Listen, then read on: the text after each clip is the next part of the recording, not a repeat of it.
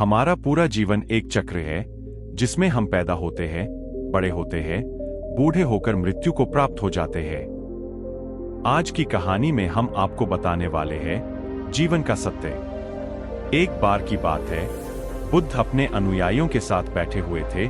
तभी एक वृद्ध मनुष्य वहां पर आया। उसने बुद्ध के सामने हाथ जोड़े। वह कभी जोरों से हंस रहा था और कभी जोरों से रो रहा था। ऐसा देखकर अनुयायी बोले, गुरुजी, यदि आप कहे तो हम इस वृद्ध को यहां से ले जाते हैं, क्योंकि यह कभी हंस रहा है, कभी रो रहा है, लगता है कोई पागल है।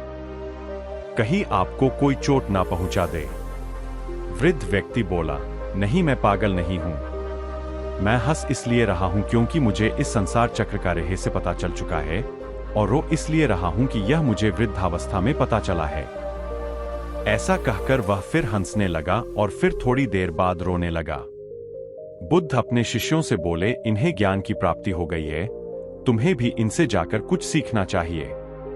शिष्य बोले, गुरुजी, आपको सचमुच लगता है कि यह हमें कुछ सिखा पाएंगे? बुद्ध बोले, यह बूढ़ा व्यक्ति अपनी जवानी के दिनों में यहां आया था। उस वक्त इसने मेरा बहुत विरोध किया था, लेकिन अब जब यह आया है तो जीवन से बहुत कुछ सीख कर आया है। इसलिए तुम दोनों जाओ, इनसे कुछ ज्ञान प्राप्त करो और जितने भी दिन इनके पास बचे हैं इनकी सेवा करो। अनुयायी बोले, जी गुरुजी, जैसी आपकी इच्छा। वह उस वृद्ध को अपनी कुटिया में ले गए, भोजन आदि कराया और आराम करने को कहा।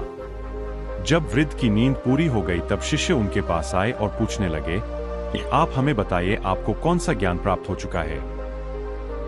वृद्ध बोला, मुझे जीवन का सत्य प्राप्त हुआ है। पहला चक्र बचपन। जब मैं छोटा था तब बहुत जिद्दी हुआ करता था। मुझे हमेशा महंगे खिलौने चाहिए होते थे। उसके लिए अपनी मां से बहुत जिद किया करता था। जब मेरी मां मुझे समझाती थी कि मुझे इतने महंगे खिलौने लेकर धन को बर्बाद नहीं करना चाहिए, उसकी कदर करनी चाहिए, तब मेरे मन में यह विचार आता था कि मेरी मां अगर मुझसे दूर चली जाए तो जो मुझे पसंद है वह मैं कर सकता हूं। दूसरा चक्र जवानी। जब मैं थोड़ा वयस्क होने लगा, मेरी शादी हो गई और मुझे एक पुत्र की प्राप्ति भी हो गई।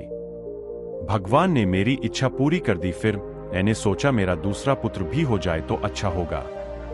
भगवान ने मेरी यह इच्छा भी पूरी कर दी। इसके बाद अपने पिताजी के काम में सहयोग देने लगा। मैं चाहता था कि काम में होने वाले निर्णय मैं खुद लूं। मुझे उनकी टोका-टाकी करना बिल्कुल भी पसंद नहीं था। मेरे पिताजी की तबीयत खराब हो गई, वह बिस्तर पर पड़े थे। मैंने उनसे कहा, पिताजी, अब आपकी तबीयत खराब हो चुकी है, अपना सारा कारोबार आप मुझे दे दीजिए। कुछ दिनों बाद पिताजी का देहांत हो गया। उनके देहांत के बाद मैंने उनकी इतनी भव्य यात्रा निकाली कि पूरी दुनिया देखती रह गई। मैं भीतर ही भीतर इस पर गर्व कर रहा था। मैंने अपने पिताजी की अंतिम यात्रा में इतना पैसा खर्च किया है।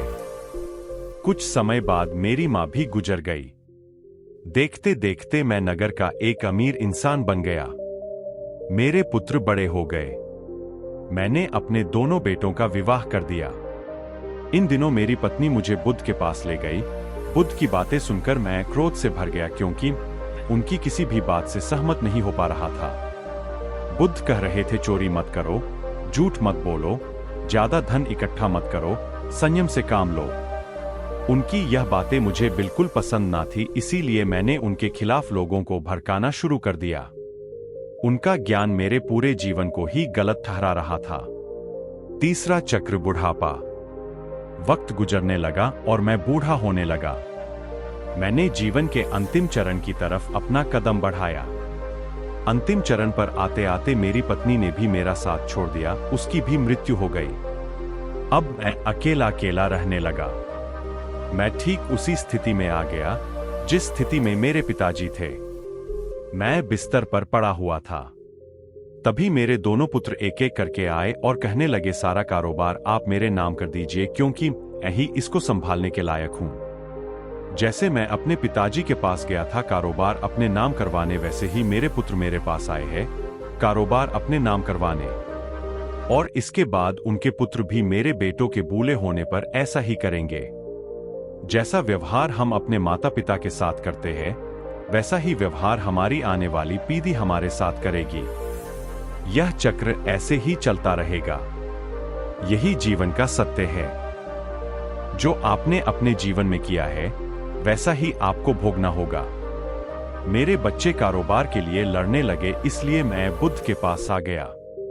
मुझे सब समझ तो आया, लेकिन अब मुझे यह समझ नहीं आ रहा कि बुढ़ापे में यदि मुझे ज्ञान भी हुआ है तो उसका क्या फायदा है। वह अपनी बात समाप्त कर बुद्ध के पास पहुंचे। वृद्ध बुद्ध से बोले, बुद्ध, आपकी कही हुई हर बात सत्य थी, पर सत्य मुझे तब पता चल रहा है जब मेरे पास जीने की उम्र ही नहीं बची। क्या अब इस सत्य का कुछ लाभ है? बुद्ध बोले, तुम्हारे पास जितनी भी सांसें बची है, जितना भी वक्त बचा है, उसे वर्तमान में जियो। खुद को शरीर की तरह नहीं बल्कि आत्मा की तरह देखने का प्रयास करो, और जो ज्ञान तुम्हें प्राप्त हुआ है उस ज्ञान को लोगों तक पहुंचाओ, ताकि जो गलतियां तुमने की वो कोई और न करे। यही तुम्हारे लिए उत्तम है। जैसा व्यवहार आप अपने बड़ों के साथ करेंगे, वही व्यवहार चलकर एक दिन आपको अपने बच्चों से मिलेगा। यही जीवन चक्र है और यही जीवन का सत्य है।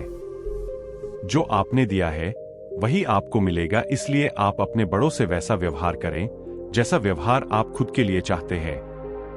उम्मीद करते हैं आपको हमारी गौतम बुद्ध की प्रेरणादायक कहानी पसंद आई होगी। आप हमें ऐसा ही प्यार देते रहे और चैनल को लाइक और सब्सक्राइब करें और दोस्तों को शेयर करें। धन्यवाद।